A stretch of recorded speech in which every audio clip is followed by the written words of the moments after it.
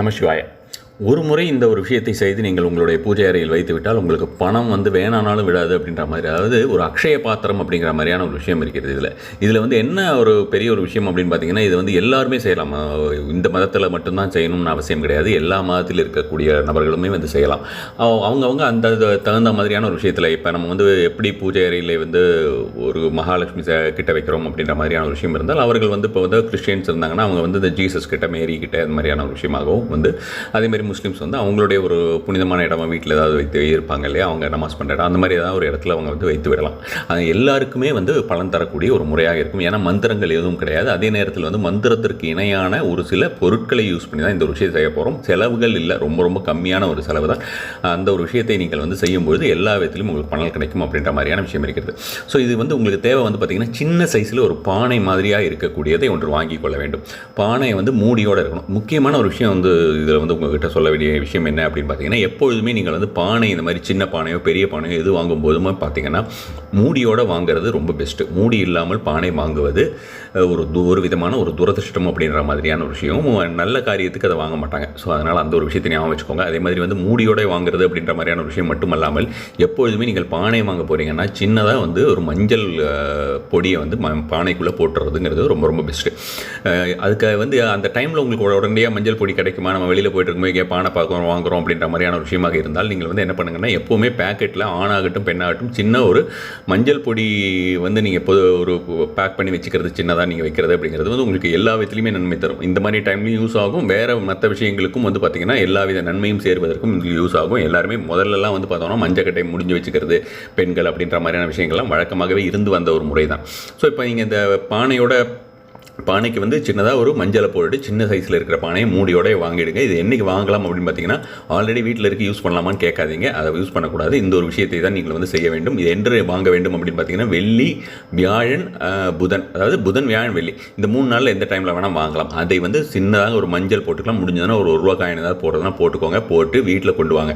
வீட்டுக்கு கொண்டு வரும்போது நீங்கள் என்ன பண்ணுறீங்கன்னா, நாட்டு மருந்து கடை இருக்கு இல்லையா, பக்கத்தில் ஏதாவது ஒரு நாட்டு மருந்து கடையில் கலசப்பொடி, அதாவது நல்ல கடையாக பார்த்து வாங்க, கலசப்பொடி அப்படின்னு கேட்டுக்கோங்க.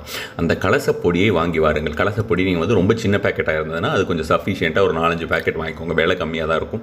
4-5 பேக்கெட்டோ இல்லை ஒரு 10 பேக்கெட்டோ கூட நீங்கள் வாங்கிக்கோங்க. அது மாதிரியான ஒரு விஷயமாக வாங்கி கொண்டு அதை என்ன செய்ய வேண்டும் என்று பார்த்தீங்கன்னா, எல்லாத்தையும் பிரித்து அந்த பொடியை கொட்டிட்டு அதில் கொஞ்சம் பன்னீர், கொஞ்சம் கங்கா ஜலம், இதுவும் எல்லாமே உங்களுக்கு பார்த்திங்கன்னா நாட்டு மருந்து கடையில் கிடைக்கும். இது இரண்டையும் நீங்கள் போட்டு விட வேண்டியது. அதாவது விட்டுட்டு குழைக்கிறீங்க இல்லையா, குழைச்சிட்டு அதை ஃபுல்லாக அந்த மஞ்சளில் அந்த பானையில் தேய்க்கிறீங்க.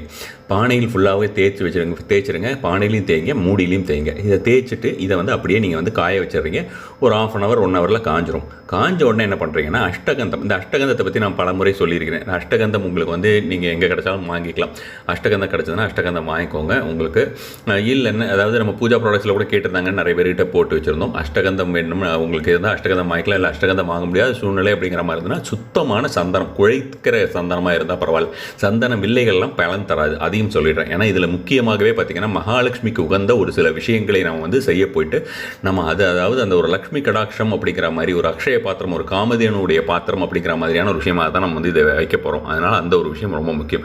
நான் இப்போ நாட்டு மருந்து கடையில் வாங்கிக்கோங்கன்னு சொல்லியிருந்தேன் இல்லையா, அங்கேயே நீங்கள் என்ன பண்ணணும் அப்படின்னு பார்த்தீங்கன்னா, இன்னொரு விஷயம், நீங்கள் வாங்கும்போது மறக்காமல் பச்சை துணியும் ரெட் துணியும் வாங்கிக்கோங்க. சின்ன சின்ன துணி, நவகிரக துணின்னு கேட்டிங்கன்னா கிடைக்கும். ஸோ அது மாதிரியான ஒரு விஷயமாக வாங்கிக்கொள்ளுங்கள். ஜாதிக்காய் உங்கள் வீட்டில் எப்போவுமே இருக்கும், கண்டிப்பாக நார்மலாக எல்லார் வீட்லேயுமே இருக்கக்கூடிய ஒரு விஷயம் தான். ஸோ நீங்கள் இப்போ என்ன பண்ணுறீங்கன்னா, இந்த காஞ்ச ஒன்றை என்ன பண்ணணும்னா, இந்த ஜாதிக்காயை நன்றாக தூள் செய்து விட வேண்டியது. அதுக்கப்புறம் சுத்தமான சந்தனம் இருந்தால் சந்தனம், அஷ்டகந்தம் ஃபஸ்ட் கிளாஸாக ஒர்க் பண்ணும். ஸோ அஷ்டகந்தம் இருந்ததுன்னா அஷ்டகந்தம் மட்டும் இந்த ஜாதிக்காய் பொடியோடு சேர்ந்து கலந்துட வேண்டியது. கலந்து அதை பொட்டு மாதிரி குழைத்து விட்டு, பொட்டு மாதிரி நீங்கள் இதில் குங்குமம்லாம் வைக்கக்கூடாது. பொட்டு மாதிரி இதை மட்டுமே வைக்க வேண்டியது. பானையில் 4 பக்கம் வைக்கணும். 4 பக்கம் வச்சுருங்க. மூடியில் ஒரு பக்கம் வைக்கிறீங்க, மேலே மட்டும் ஒரு பக்கம் வைக்கிறீங்க. ஸோ அதையும் காய வச்சுருங்க. ஒரு 5 நிமிஷம் 10 நிமிஷத்தில் காஞ்சிடும். காஞ்ச உடனே என்ன பண்ணுறீங்கன்னா, உள்ளுக்குள்ளே 6 1 ரூபாய் காயின் உள்ளே போடுறீங்க. 6 1 ரூபாய் காயின் 6 முழு ஏலக்காய், பச்சை ஏலக்காய் 6, கொட்டைப்பாக்கு, முழு கொட்டைப்பாக்கு நாட்டு மருந்து கடையில் கேளுங்க. உங்களுக்கு பார்த்தீங்கன்னா உங்களுக்கு முழு கொட்டைப்பாக்குங்கிறது நார்மலாக நம்ம வந்து சின்ன சின்னதாக உடச்சது கருப்பு கலரில் இருக்குமே, அது கிடையாது. மகாலட்சுமிக்கு வந்தது, மகாலட்சுமிக்கு மாலையாக போட்டால் நல்லதுன்னு சொல்லி நான் வந்து பல வருடங்களாக சொல்லி வருகிறேன். ஸோ இந்த ஒரு விஷயம் வந்து முழு கொட்டைப்பாக்குன்னு கேட்டுக்கோங்க. அது மேலே என்ன பண்ணணும்னா சின்னதாக அந்த பச்சை துணி வாங்கிக்கோங்கன்னு சொன்னல, அந்த பச்சை துணியை போட்டு விட வேண்டியது. பின்னர் நீங்கள் என்ன பண்ணணும் அப்படின்னு பார்த்தீங்கன்னா கல் உப்பு. ஸோ இதெல்லாம் நீங்கள் செய்யும்பொழுது பொதுவாகவே நான் சொல்லக்கூடிய ஒரு விஷயம் தான், உங்களுக்கு வந்து செல்வ வளம் வீட்டில் கூட வேண்டும், உங்களுக்கு வந்து எல்லா விதத்திலையும் வெல்த் அண்ட் ப்ராஸ்பரிட்டியை வந்து அபுண்டண்ட்டாக வரணும் அப்படிங்கிற ஒரு விஷயம் வந்து உங்களுக்கு வந்து மைண்டில் செட் பண்ணிவிட்டு ஒரு சங்கல்பமாக நீங்கள் இதை நினைத்து கொண்டே இருக்கலாம். இதுக்கு தனியாக ஒரு மந்திரம் சொல்லணும்னு இல்லை, இதையே ஒரு மந்திரமாக நீங்கள் மாற்றலாம். இதை தான் நான் கொஞ்சம் காலங்களாக சொல்லி வந்து கொண்டிருக்கிறேன். ஸோ அதுக்கு நீங்கள் முயற்சி பண்ண ஆரம்பிச்சிட்டிங்கன்னா நீங்கள் வந்து நல்லா வந்து ஒரு வைப்ரேஷன் அப்படிங்கிறது வந்து உங்களுடைய பாடியில் வந்து பாசிட்டிவ் வைப்ரேஷன் அப்படிங்கிறது, இந்த wealth related vibrations and prosperity related வைப்ரேஷன்ஸ்ங்கிறது ஜாஸ்தியாக தொடங்கும். இந்த மாதிரி மந்திரங்கள் அப்படிங்கிற மாதிரியான விஷயத்தை, இந்த மாதிரியான ஒரு உங்களுடைய எண்ணங்களாக மாற்றினீர்கள் என்றால் மிக எளிதாக அந்த ஒரு விஷயம் வந்து உங்களுக்கு கைகூடும். ஸோ அதை பார்த்துக்கோங்க. கொஞ்சம் கொஞ்சமாக அந்த மாதிரியாக உங்களுடைய தாட்ஸே நீங்கள் மந்திரமாக மாற்றலாம். அந்த மாதிரி மாற்ற ஆரம்பிச்சிட்டிங்கன்னா அதுக்கப்புறம் உங்களுக்கு நீங்கள் எதையும் நீங்கள் வந்து சார்ந்து இருக்க தேவை கிடையாது. ஸோ இப்போ இதை வந்து செஞ்சுட்டு என்ன பண்ணுறீங்கன்னா பச்சை துணி போட்டு மூடுங்கன்னு சொல்லிட்டு அதில் கல் உப்பு இருக்கு இல்லையா, கல் உப்பை கையில் வச்சுக்கோங்க. நான் சொன்ன மாதிரியான ஒரு மனசில் இன்டென்ஷன் செட் பண்ணிவிட்டு அந்த கல் உப்பை வந்து அந்த பானையோடைய கழுத்து வரைக்கும் போட்டுட வேண்டியது. போட்டுட்டு சிகப்பு துணி வாங்கிக்கோங்கன்னு சொல்லியிருந்தேன் இல்லையா, அந்த சிகப்பு துணி போட்டு அதை மூடுங்க. அந்த சிகப்பு துணி போட்டு மூடிட்டு மேலே வந்து 101 ரூபாய் வையுங்கள். ஒரு 100 ரூபா நோட்டு, ஒரு 1 ரூபா நோட்டு வைக்கணும்.